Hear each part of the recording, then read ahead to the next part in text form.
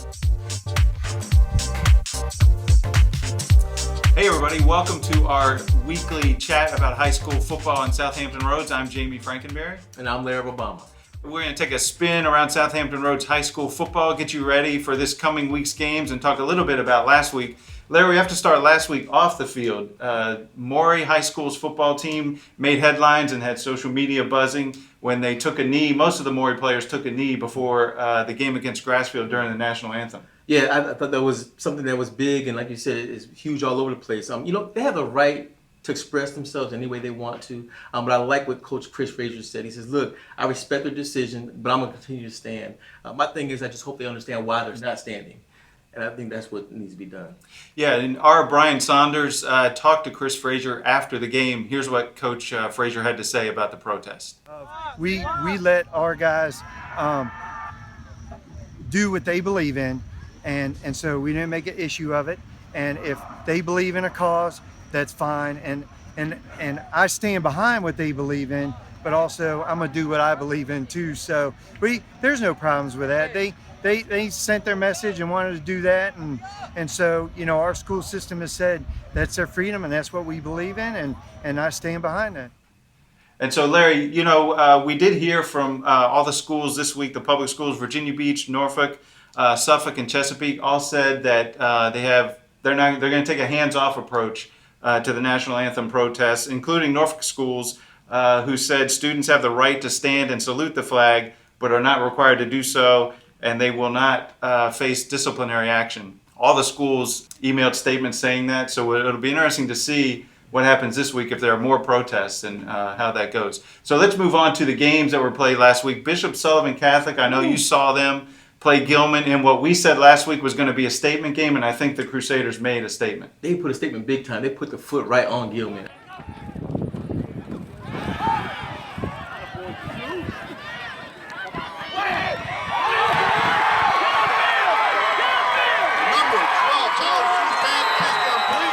I was really impressed with them. They look after them get down about 14-0. They turned around, got a 71-yard touchdown interception. They took it back, got the momentum, outscored them like 34-0 in the second quarter. It was just dominance, offensively, defensively, special teams. Bishop Sullivan is for real. It really looked good. Yeah, Gilman is not the Gilman team that dominated Oscar Smith a few years ago, but it's Gilman. It's a good program. They're in a good conference. They're competitive. And Bishop Sullivan really, it was 50-7 was the final score. So let's move on to this week's games. Indian River at Kings Fork could be really interesting, Larry. What do you think about the Braves and the Bulldogs? So I like Indian River right now, but I just found out talking to Coach Farabee, Glenwood Farabee, he was saying that they got a young team. They've had injuries. They've also got players having grade issues. One of their best players, Deshaun Askew, is out for the season with a torn ACL. But they got Devin Hunter, one of the best players, not just in the state, but in the country. He's got over 40 offers. He's a parade All-American, probably possibility. Just an incredible player who could do things. And he's playing running back, another position. Here's a guy who's very versatile. Yeah, he's a playmaker for Indian River. Now, everybody knows about Devon Hunter, but for Kings Fork, a guy named Justin German has really come out of nowhere. With first-year coach Scotty Littles, he has 449 yards passing. So I think I think it's going to be a good game. But I think Indian River has Devon Hunter will be the difference. I think so too. Kings Fork is doing well. And the coaching staff is very interesting. Little's not only a young coach, got some older guys to come around him as well. He's got a former coach and former Great Bridge coach Pete Gale. He's also got former Bishop Sullivan coach Carl Turner, and he's got Casey Turner, one of the best quarterbacks we've had in the area, helping out with the quarterback. So he's got a nice staff around him to help that team. Right. Speaking of good quarterbacks, let's move to Oscar Smith. They're going to play at home against Lakeland. Sean Mitchell's the quarterback. Oscar Smith's coming off a bye. I think Lakeland's maybe the biggest surprise so far this season. They're 2-0. A guy named DeMontre Miltier is playing really well at running back. What do you think about this game, Larry? Oscar Smith's still going to win. Lakeland is trying to be 3-0 for the first time since 2012. They have never beaten Oscar Smith, and that's not going to happen tonight.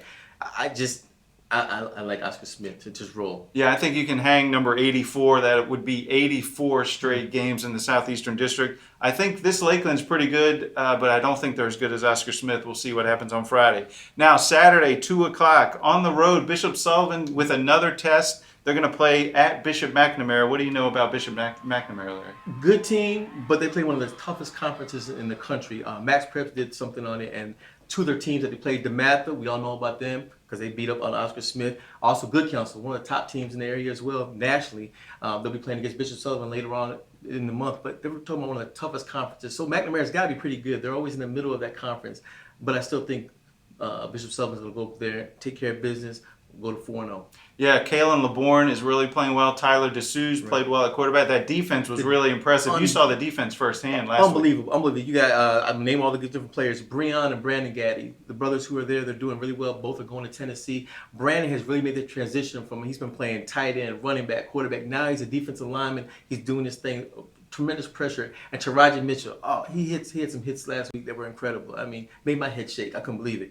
But they got a nice, solid squad. Yeah, Mitchell has an offer from Stanford, so he's really piling up those offers. So that does it for this week, everybody. Join us Friday night for live updates. We'll be at football games. Check us out at 757Teamz.com. You can always follow us on Twitter, and we will see you at the games.